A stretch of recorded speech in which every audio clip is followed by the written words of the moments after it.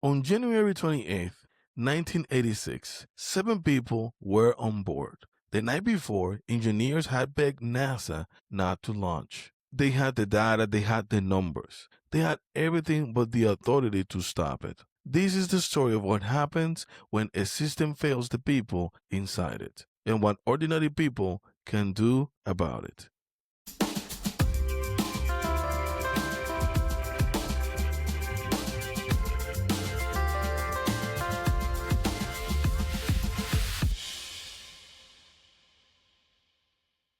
I was part of a church a number of years. I still am, but a different one. And I believed in it. I still love the people. Don't get me wrong. But I was the kind of person that was asking questions, not to cause problems, but because I genuinely wanted to understand our doctrine, whether it was true, whether we were following everything that we were supposed to, based on the Bible alone. And the more I dug in, the more I started seeing gaps, places where the reasoning used to arrive to our conclusion were incomplete. So I did what I thought you were supposed to do. I brought it up to the leadership more than once, and I believed that if the right people saw it, then something would change, that we would have a meeting or create the steps necessary to make the changes, and the church would get closer and closer to the truth. Obviously, not every organization is perfect. I love the people. I even love the organization. It's just we disagree greatly about these doctrinal points. And what I noticed is that some of them knew, but they didn't want to create a chaos. They were afraid that the church would not support these ideas. That even though it was not true, that it would be considered as liberalism. That if we allow certain things, that it would be too much for the church to handle. And it really bothered me because in the end, all of us as Christians, we believe that the Bible is true. And if that's the case, we should follow the truth and care about it much more than anyone else. It really dawned on me that people have their personal agendas. When I was young, I realized that people are either afraid or they don't want to rattle their cage too much. They don't want to cause any problem, or they just don't want to follow any of these things or make changes. And when I insisted with the leadership of the church to find ways to arrive at the truth, I was sidelined. I was treated differently. And the relationship that I had with some of them did definitely change. So for me, the first thing that comes to mind when about this story is the industry that I work for. Not exactly the company that I work for, but just the industry in general. So for all manufacturers out there that produce all the food that you eat in Walmart, all the food that you consume, their dilemma, it's always gonna be safety, food safety. And it's crazy because if you think about, supply and demand, in order for there to meet those demands, to supply those demands, they need to make numbers. So, just a little background. In any company, they have a number that they need to hit daily in order to be able to produce and obviously make money. And many of the times when I came into this industry, what I found out is that many of the companies, they will sacrifice the safety Yeah. just to make the numbers. It's crazy to me because it's stuff that we consume every day. I get some emails from the FDA where they tell you all the recalls. They have a product that was cross contaminated with another allergen. Sometimes are things that companies are willing to sacrifice.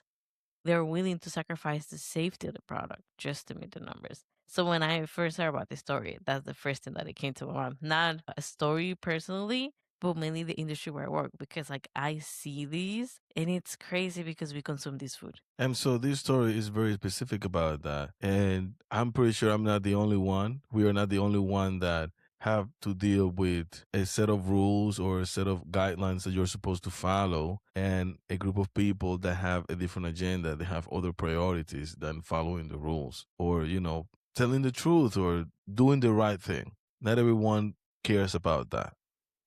What I just described, I don't think it only happens in churches. Most of us have been in a situation where we saw something that wasn't right, and we had to decide what to do with it. In a marriage, at work, in a friendship, in a community we belong to and believed in. Some of you have said something. You raised your hand. You had the hard conversation and it went nowhere. Or worse, it cost you something. And you have been sitting with that ever since, trying to figure out if it was worth it. Some of you have stayed quiet, not because you didn't care, but because you looked at what speaking up might cost and decided the price was too high. And part of you has never fully made peace with that decision. And some of you are right in the middle of it all. You know something, you haven't said it yet, and you're trying to figure out if anyone will actually listen, if anything will actually change, if it's worth the trouble. All three of those people were on the same phone call the night before 7 people died. This is that story. Before we talk about what's going wrong, we need to talk about who is in that shuttle. Because this story is easy to tell as a story about a system, about decisions made in rooms by people with titles and schedules and pressure from above. And it is that story, but it starts and it ends with 7 human beings who trust a system with their lives. Francis Scobie is the commander. He grew up in a small town in Washington state, the son of a sawmill worker. He put himself through the Air Force, flew 45 combat missions in Vietnam, became a test pilot, and worked his way to NASA. He has already flown the Challenger once before. He knows that vehicle. He believes in it. Michael Smith is the pilot, a Navy man, a father of three. His family is at Cape Canaveral this morning to watch him launch. His youngest daughter is 9 years old. She had made him a good luck card. Judith Resnick is a mission specialist, an electrical engineer with a PhD, one of the second class of women ever selected by NASA.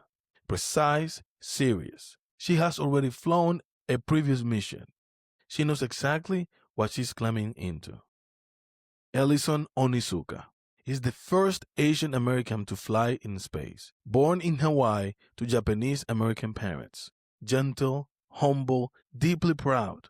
He has told people that he hopes that by being up there, he can show kids who look like him that the sky is not the limit, it's just the beginning. Ronald McNair is a physicist and saxophonist. He grew up in South Carolina during segregation and was refused a library card as a child because of the color of his skin. He became a laser physicist at MIT anyway. On this mission, he has planned to play the saxophone in orbit, the first musical performance ever made in space. Gregory Jarvis is a payload specialist from Hughes Aircraft. He has been bumped from 2 previous missions. His seat given to politicians, to celebrities, to people NASA decided were more useful in front of the camera. This is finally his turn. He is 41 years old. And then Krista McAuliffe. Krista McAuliffe is a high school social study teacher from Concord, New Hampshire. She applied to NASA's Teacher Space Program, a Reagan-era initiative to inspire students by putting a civilian educator on the shuttle. More than 11,000 teachers applied. NASA chose her. She is 37 years old. She has a husband and 2 young children. She has been training with NASA for months. She's going to broadcast 2 lessons from space, live, to classrooms across the country. She has told her students she will wave them from orbit. On the morning of January 28th, 1986, those 7 people get up, put on their suits, and walk out to the launch pad. Here is the thing about the Challenger disaster that most people never learn. Someone tries to stop it. The night before the launch, January 27th, 1986, engineers at Morton Thiokol, the company that built the shuttle's solid rocket booster, hold an emergency teleconference with NASA managers. The temperature at Cape Canaveral is going to drop below freezing overnight. Some forecasts put it at 18 degrees Fahrenheit, the coldest launch conditions in the history of the shuttle program. The engineers are worried about the O-ring. O-rings are rubber seals that sit between the section of the solid rocket boosters. Their job is to prevent hot gases from escaping during launch. To do that, they have to be flexible under enormous pressure. In warm conditions, they work exactly as designed, but rubber gets stiff in the cold. The engineer who has been the most worried about this is a man named Roger Boisjoli. He has been raising alarms for months, writing internal memos, asking questions to people who has no answers. He has charts, he has evidence from previous cold weather launches where the O-rings shows signs of damage. He has the numbers that say clearly low temperature and O-ring performance are connected, and they are about to launch in temperatures they have never launched in before. Boisjoli and his colleagues present everything they have. The recommendation is direct. Delay the launch until temperatures warm to acceptable levels. NASA pushes back hard. A manager on the call says what everyone in the room is already thinking. He says, take off your engineering hat and put on your management hat. What he means is stop thinking like someone trying to prevent a disaster. Start thinking like someone who needs to keep the program on schedule. The shuttle program has been under pressure for years. Delays have piled up. NASA is fighting for budget and relevance. The Teacher in Space mission is supposed to be a public triumph. Krista McAuliffe teaching from orbit while America watches. President Reagan is giving his State of the Union that night and has planned to mention the launch. Everything is aligned, everything is ready.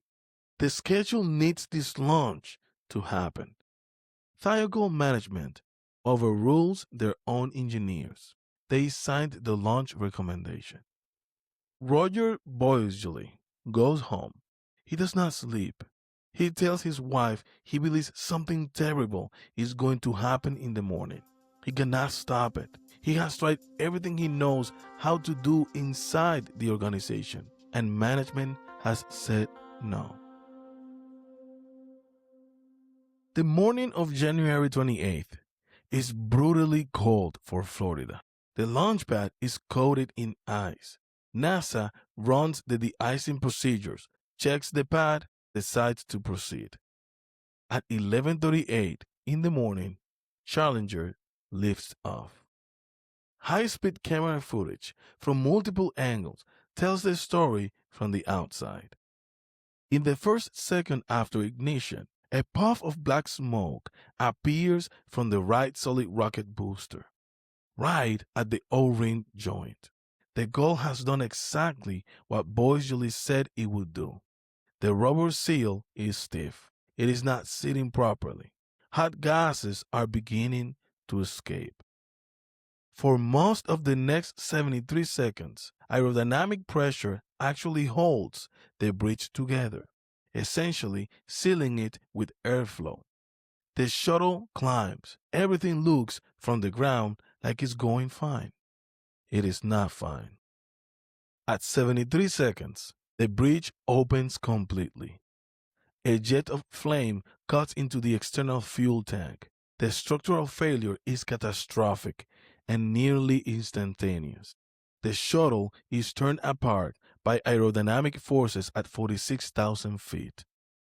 Millions of people are watching on television, at launch sites, in classrooms across the country, where teachers have wheeled in TVs so students can watch Krista McAuliffe go to space. Those children watch instead as Challenger becomes a forking trail of smoke and debris over the Atlantic Ocean. President Reagan addresses the nation that evening. He had planned to give the State of the Union.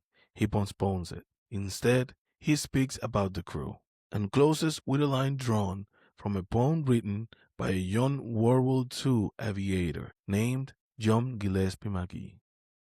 We will never forget them, nor the last time we saw them. This morning, as they prepare for their journey and wave goodbye, and slip the surely bonds of earth to touch the face of God. The country mourns, and then it starts asking questions. Reagan appoints an investigation commission, the Rogers Commission. Among its members is a theoretical physicist named Richard Feynman, a Nobel Prize winner. A man who has spent his career insisting that nature does not care about your schedule, your budget, or your public relations problems. He has no patience for evasion. Feynman does not start with management. He goes directly to the engineers.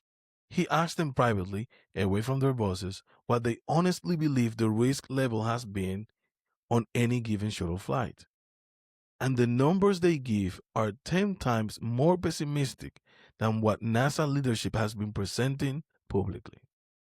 The engineers know the program is riskier than NASA has been telling anyone. They have known for a long time. At a televised hearing of the commission, Feynman does something simple and unforgettable. He takes a small piece of O-ring material. He drops it into a glass ice of water he has brought to the table.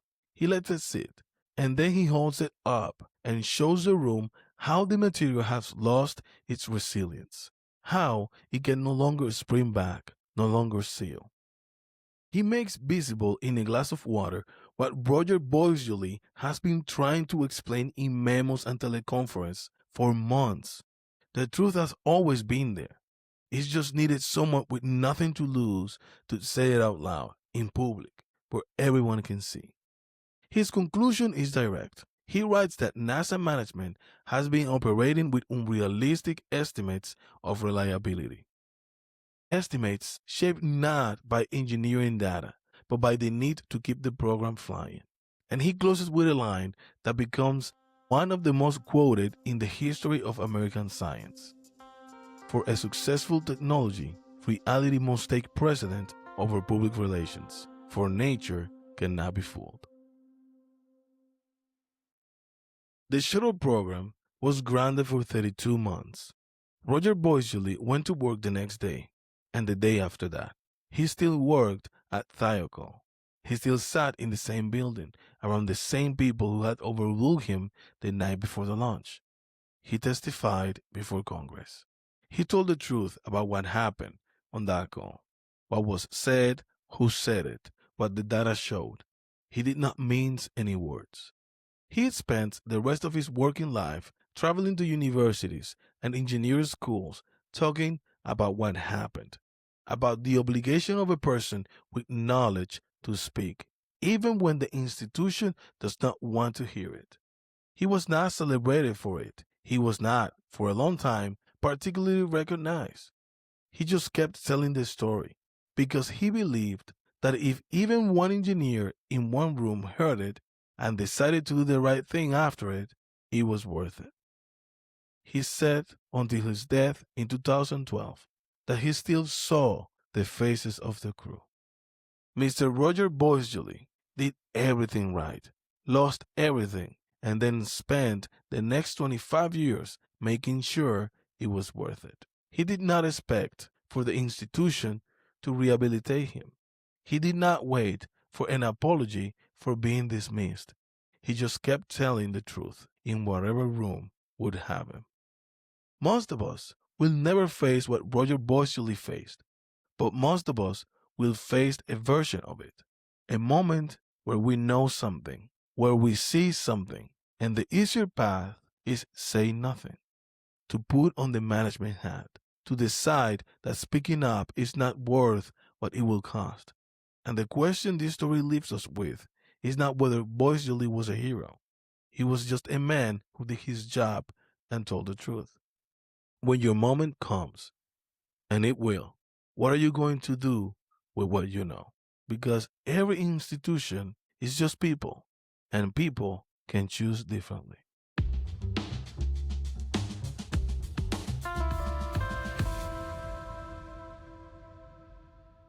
Sweetie, when you first heard about that phone call the night before the launch, did it change your perspective about the Challenger explosion? I had seen documentaries about the Challenger, And to be honest, this whole space thing fascinates me. You don't think that I the love it. Earth is flat or anything like No, that? it's round. It's a sphere. No, but when I first heard this story, it really impacted me the way I see space traveling. They made the call and they were just dismissed. That changed me because I keep going back to that day. But I think about the spectators, I think about the astronauts. Lives could have been saved. They could have prevented these astronauts from dying. For me, I'm pretty sure for anyone that is listening, probably going to space, it would be like, oh my God, I would like to go see Earth, the moon, or, just space in general. But just the thought of like something like that happening, it scares me. And up until today, like I think every now and then when I hear about it or see, post about it on social media, it impacts me because it was a tragic event and it marks how we see space traveling. I guess it did for me. What about you? So I personally did not know about the warnings or anything prior to the launch. So when I read it, when we were researching about this, I was like, wow. So this could have been prevented?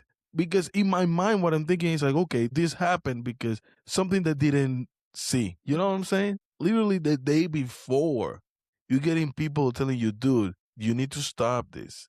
But you know what I think? I feel like this is part of a recurring situation when it comes to major events. Major events because you get a lot of warnings. But I think what happens, especially at the top, is that you are so detached from the day to day of Mm-hmm. the actual job that there is some kind of like complacency. Mm-hmm. And a good example of that is 9/11. Unfortunately. Let me read this to you. So I researched this. So according to the declassified 9/11 Commission report, I know that sounds very smart, but I'm reading it, okay? It says that on August 6, 2001, President Bush received a brief titled Biden, no, no Biden, Bin Laden determined to strike in US. Did you hear that? It warned of hijacking. It was read and nothing happened. Do you I understand? did not know that. Yes. And not only that, then you have two agents in two separate occasions. You have Kenneth Williams and Colin Rowley had separately flagged suspicious activities tied to flight schools. Both of them were ignored. They sent memos and stuff like that. So I think this changes my perspective. There is an ego component on this. Let's say you do a job every day. You do get comfortable doing it. Oh, I know what I'm doing. It could have, And if you think about it, it's crazy to think that after that we got TSA and everything. So yeah, before that we were like so trusting about people flying with anything yeah, out there. yeah, that's true. But Boyles Jolie, that's a weird name to pronounce, by the way. Boyles Jolie, that was the guy.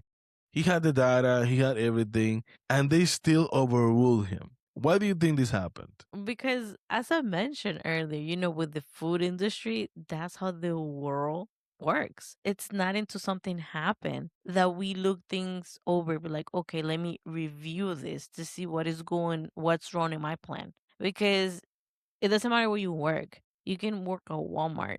You can even work at McDonald's, and they need to have a plan for everything, for a disaster, for even the burgers burning. Like, okay, it burns, you throw it out. You don't give it to the customer, right? Hmm. So I think that sadly in the world that we live in, because of we have high demand of things, or because people are hungry for money, a title, the first thing that it goes out the window, it's safety. But it's always after something bad has to happen Yes, in it order is. for us to do something about it. It is not preemptively that we do the safety part.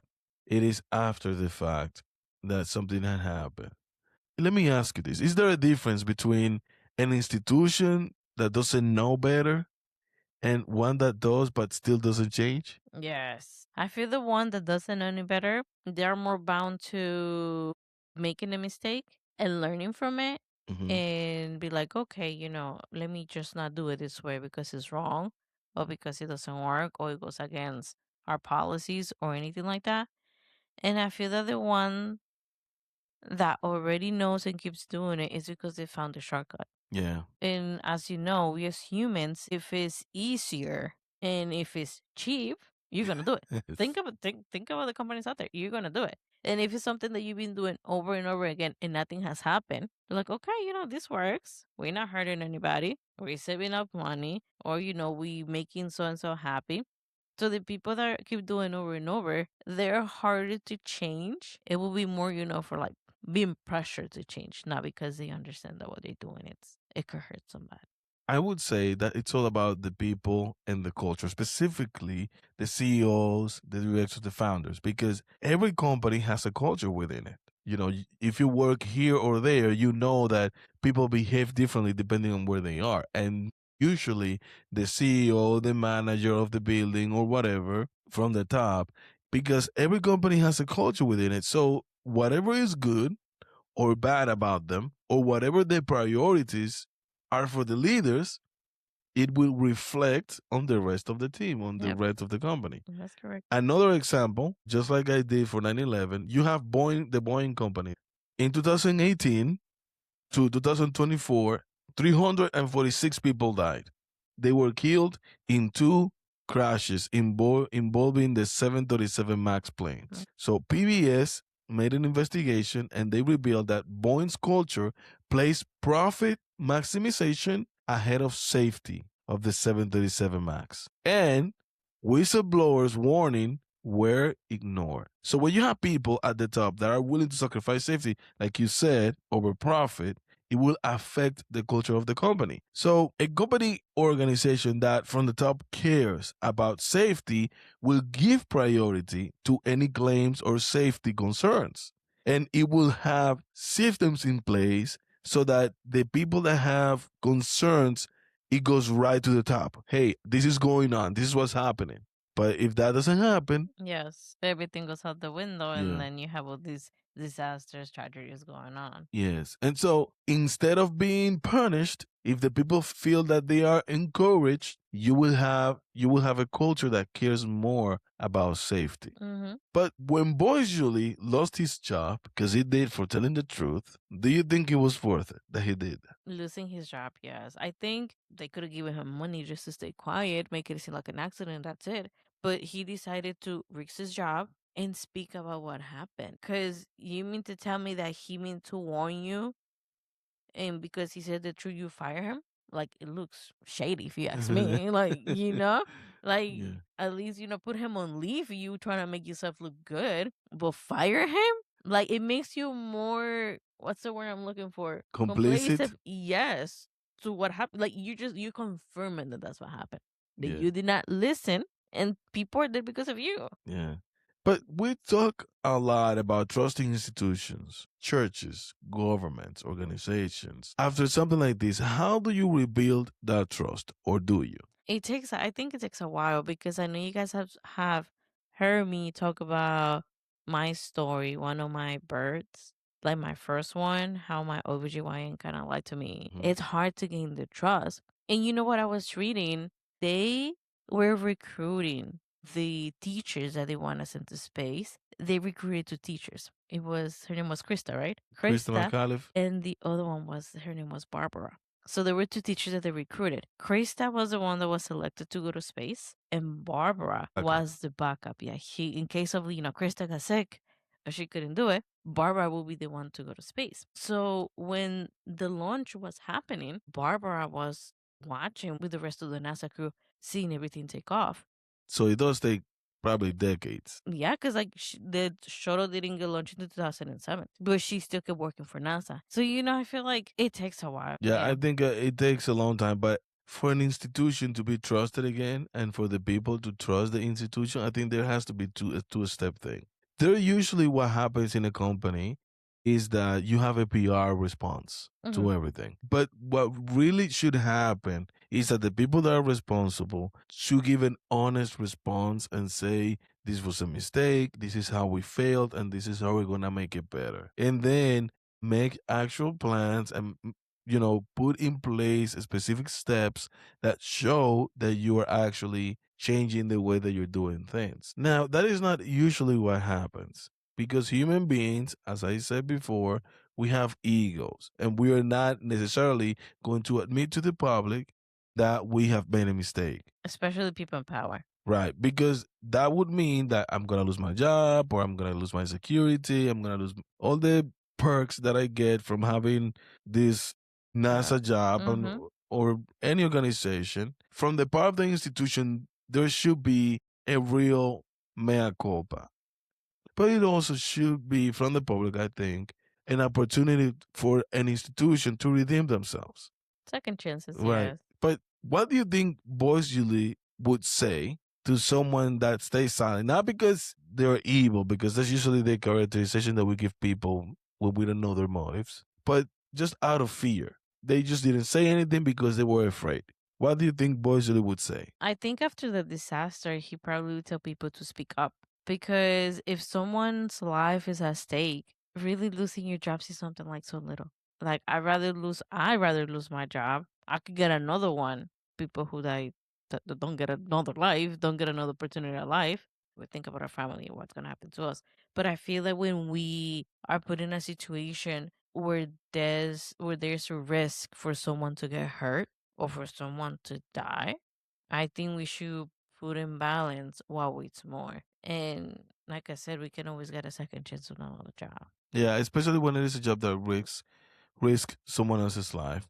We should care about telling the truth. But I personally would not know what he would say. I don't know the mind. But I understand if someone is afraid to speak. I get it in the human level. You don't want anything to happen to you, like you just mentioned. But the Challenger exploded 7 people. So as you said, when you have to balance between the two, and one can be prevented, and the other one is just losing your job. Speaking up is pretty important. Obviously, not everyone is gonna be in that same situation. That if you don't speak up, someone's gonna die, and maybe you should weigh what's more important. I want to say something simple. Don't be complacent. Not in your home, not at your job, not in your church, not in any space where you have a seat and you can see that something isn't right. I know the cost feels real. It is real. Boisley lost his job. I got benched. Speaking up has a price. But here is what I have come to believe: the truth has a way of prevailing. Maybe not today, maybe not in the way you hoped, but it prevails. It always finds its way through. And the cost of silence is higher than we think. Not just for you, for the people around you, for the community you are a part of. In some rooms, silence is just uncomfortable. In other rooms, silence costs lives. You may not know in which kind of room you are in until it is too late. I told the truth in that church. It cost me relationships that mattered to me. For a while, I questioned whether it was worth it. Looking back, it cleared something in me. It gave me a consistency I did not have before, a standard I now hold myself to. That is what the truth does when you let it. The truth is worth it. It has always been worth it. There is something that happens to a person when they choose truth consistently. It is not always immediate, it is not always celebrated, but over time, it builds something in you and in the people watching you. Because people notice. They notice the person who says the hard thing when everyone else is quiet. They notice the person who does not shift their position based on who's in the room. That kind of courage is contagious, and it gives other people permission to do the same. What we should be is the kind of people who value truth enough to say it, even when it costs something, even when the room pushes back. That is what it means to be a mortal human being. So remember, every institution is just people, and people can choose differently. Roger Boisley made a phone call on the night of January 27th, 1986. He told the truth. He was overruled, and he spent the next 25 years making sure that what happened in that room was never forgotten. What you choose to say will have mattered. Be courageous enough to say it. Thank you for listening to History I Just Learned and watching to History I Just Learned. We are also on YouTube now. If this episode meant something to you, share it with someone who needs to hear this week. Bye bye.